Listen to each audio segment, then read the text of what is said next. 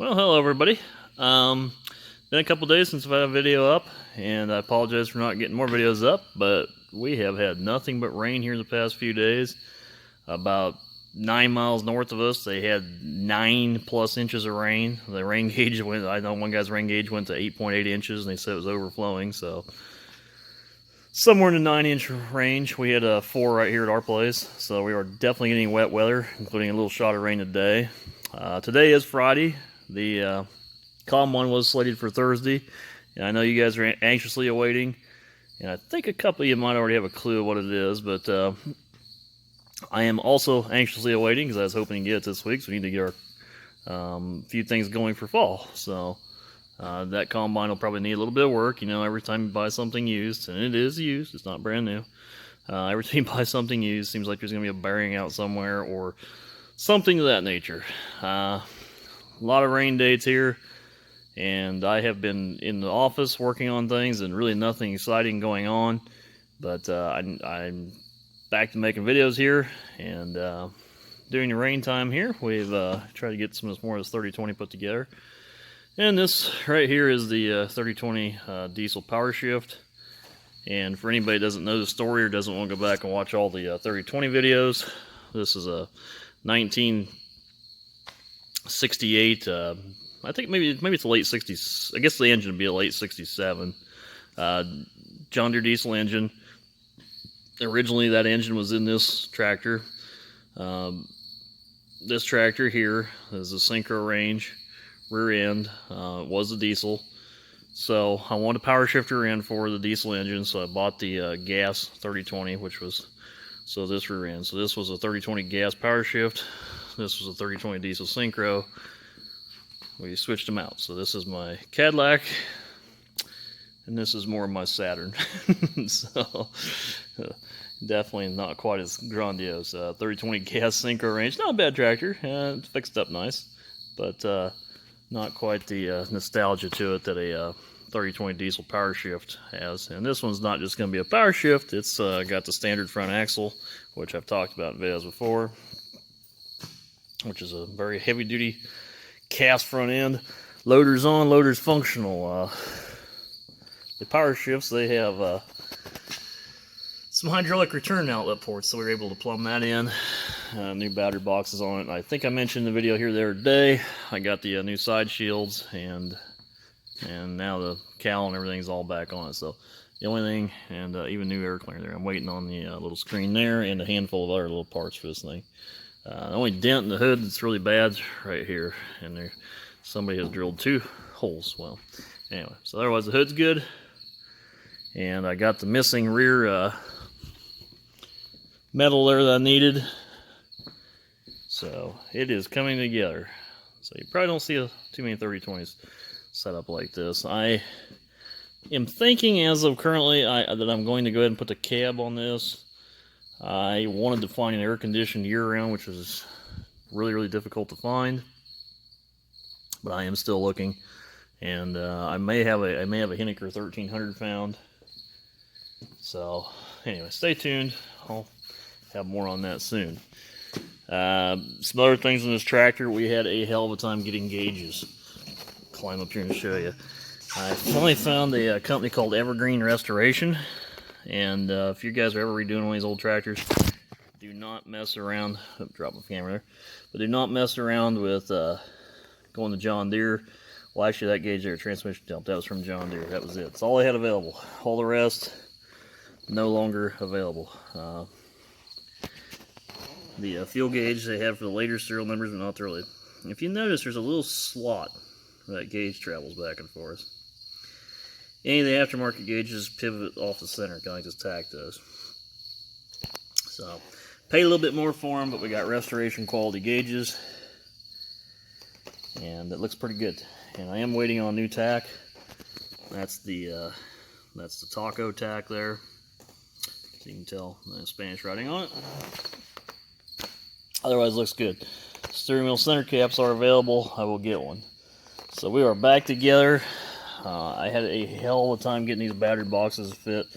Finally went to John Deere on the right-hand battery box. But yeah, it's up and running. It's looking pretty good. this aftermarket crap anymore out of China, like most things Chinese. I don't even know how they even build it. It's pure crap quality. It does not fit. It just blows my mind that they can even sell the stuff or even produce it to be so piss poor. I mean, don't they know how to use a tape measure? Anyway, mind-boggling. So, I'm going to fire this up, and I'm actually going to use it today.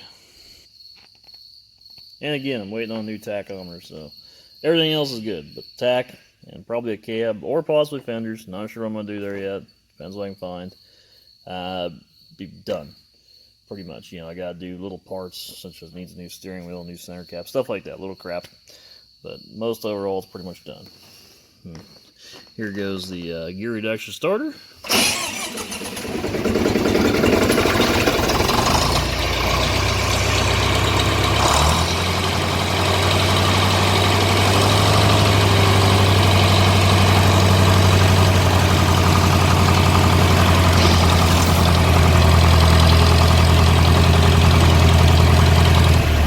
Typical 20-series tractor, all the fluids leak down, you gotta let everything come up like the quick is, get all the oil to come up and all that crap.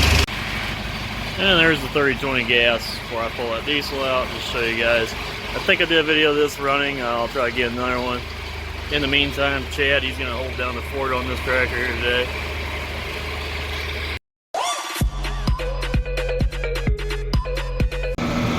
Well, I'm out here getting the bales on.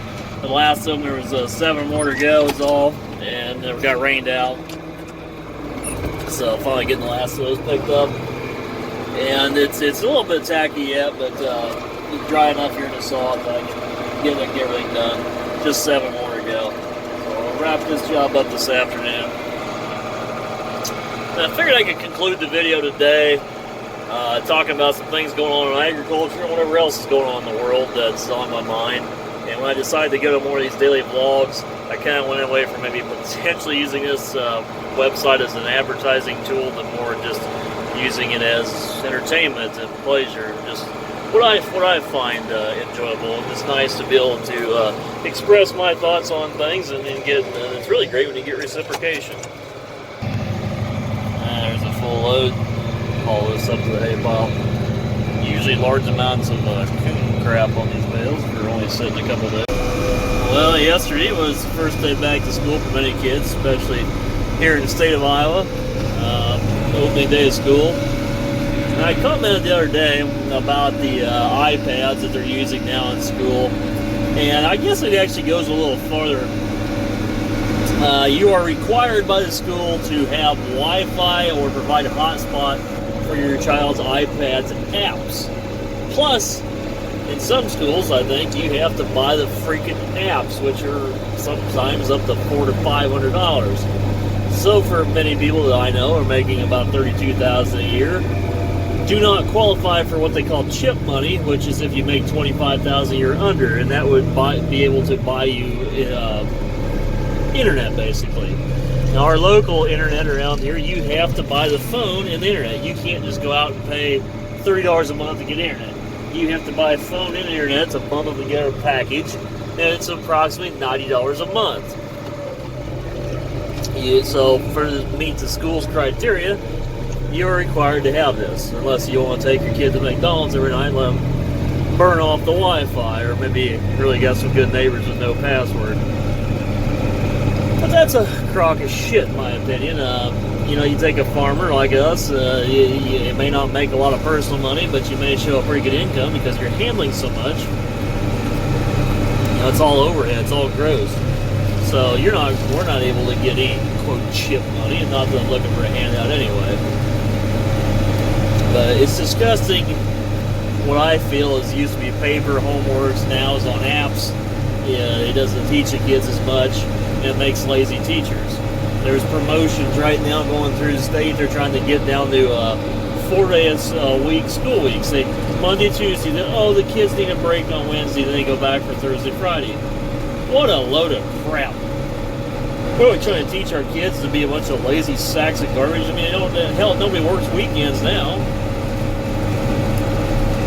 And I work 24/7. Never stops. The only time of the year it stops is maybe because of weather. And even then, when it seems like we have things to do. But I don't think it encourages kids to work very hard when they don't have to go to school and not to put much effort in. And also, I would like to see it that teachers get a hell of a lot less pay. If you're going to go to school only a handful of days a week, then you shouldn't get paid as much. So much for teachers' pay increasing all the time. I talked a little bit the other day about some of these things going on in these schools, and I commented, I said, this is a load of crap about these iPads, and I actually got one of you guys to comment back, stating how the school in his area is building a new gymnasium, and he thought maybe the money should go to teachers.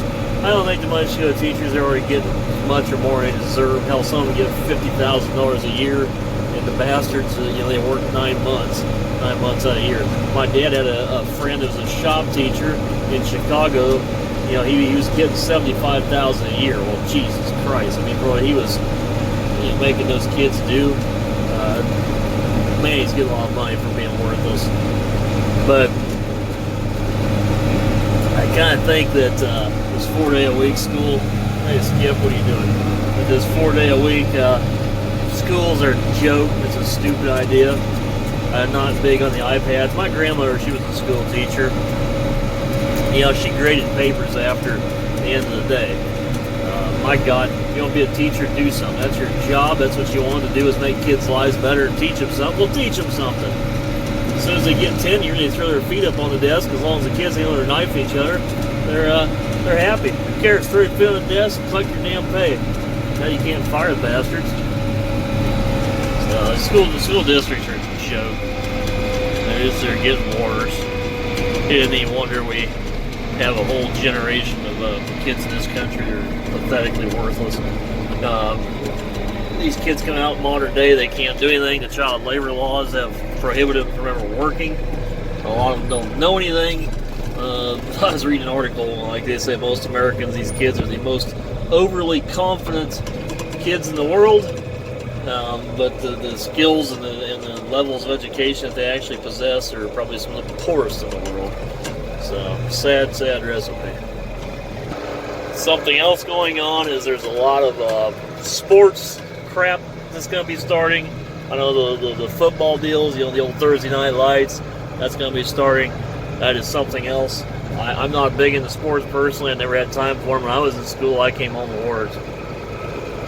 And oftentimes, I didn't have much choice but to.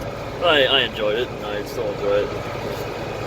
And these kids, they're all in sports. Well, there's a lot of instances of sports contributing to kids negatively. I know a lot of kids that were in school and basically are complete assholes or thought they owned the world because of who they were as a high school jock. I can't take it. Coach, do something about this. Oh, sorry, the coach is not going to help you in your job interview. An example, there's a little town in Stanton, Iowa. One of the kids got caught with marijuana, and the school basically tried to make it go away. They were going to clean it up. They were going to run over the sheriff's department because it was an all-star, probably a quarterback or whatever for the football team. Well, sorry. I guess you're not local legislation and you don't have jurisdiction over your sheriff's department, but somehow they managed to get swept under the rug because they knew the right people. Mind-boggling.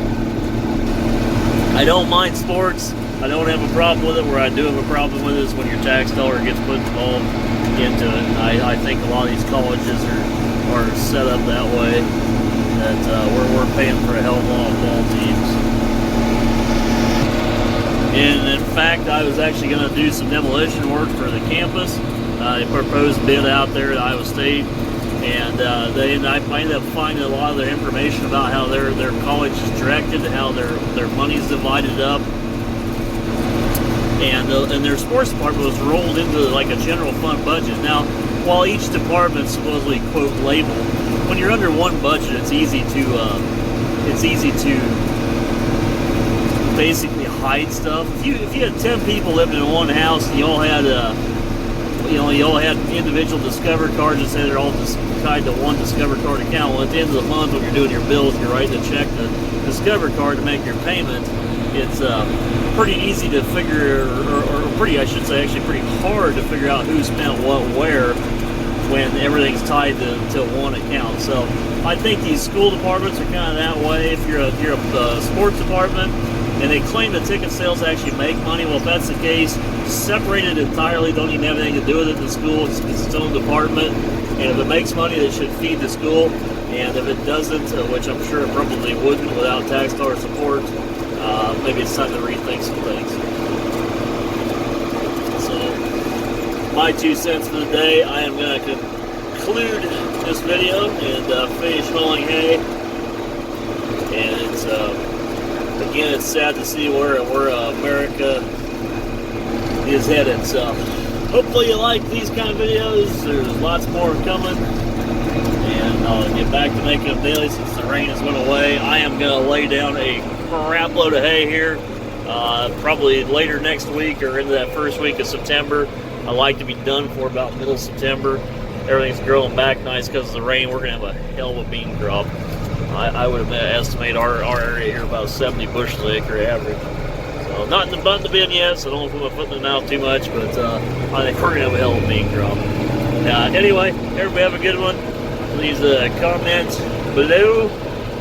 Appreciate any thumbs ups the videos get, and except for that one guy that continues to hit that thumbs down button. And please subscribe. Appreciate all these subscribers. So, take care, everybody.